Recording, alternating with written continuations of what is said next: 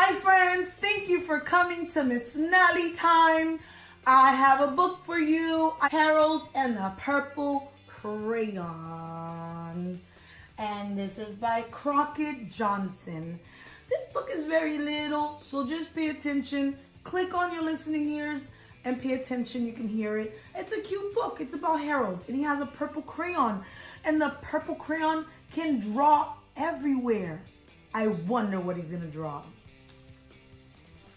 One evening, after thinking it over for some time, Harold decided to go for a walk in the moonlight. There wasn't any moon, and Harold needed a moon for a walk in the moonlight, and he needed something to walk on. He made a long straight path so he wouldn't get lost, and he set off on his walk, taking his big purple crayon with him. But he didn't seem to be getting anywhere on the long straight path, so he left the path for a shortcut across a field, and the moon went with him. Ooh. The shortcut led right to where Harold thought a forest ought to be. He didn't want to get lost in the woods, so he made a very small forest with just one tree in it.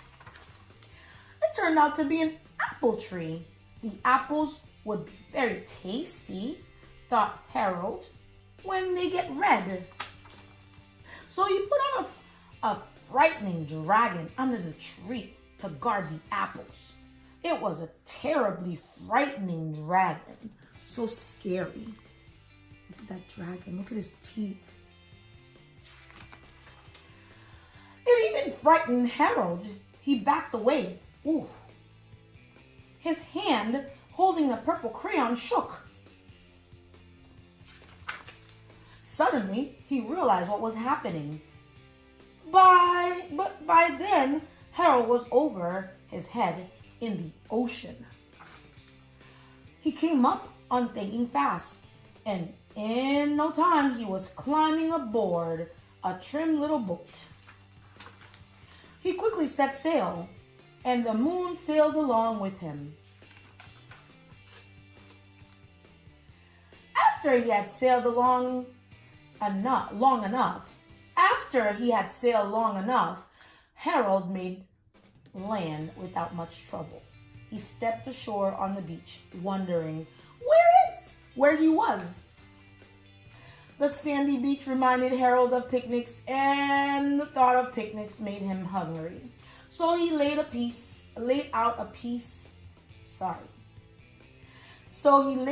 a nice, simple picnic lunch. Yummy. Do you see the moon? The moon is still there.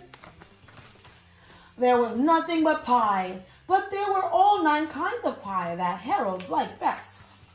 When Harold finished his picnic, there was quite a lot of pies left. He ate. He hated to see so much delicious pie go to waste. So Harold left a very hungry moose and a deserving porcupine to finish it up. And off he went, looking for a hill to climb to see where he was.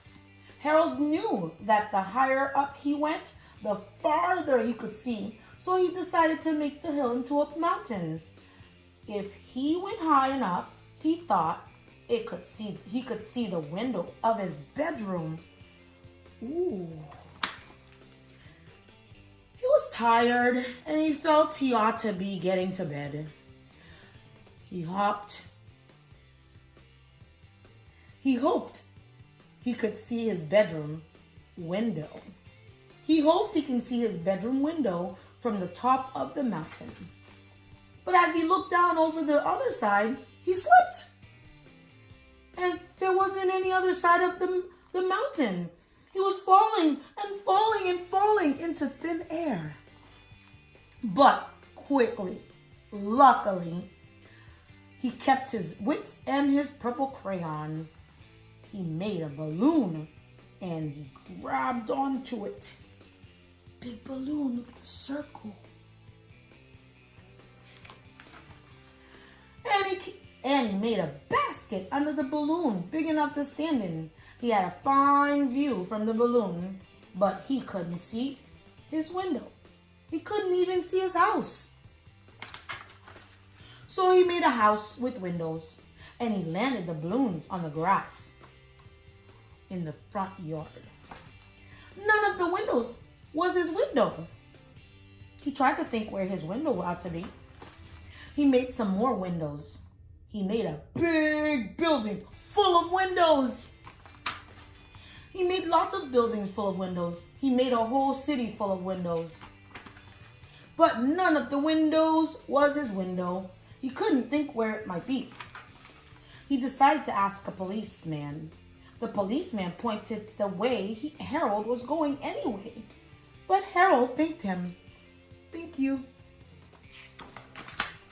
And he walked along with the moon, wishing he was in his room and in bed. Then suddenly, Harold remembered. He remembered where his bedroom window was when there was a moon. It was always right around the moon. And then Harold made his bed. He got in and he drew up the covers.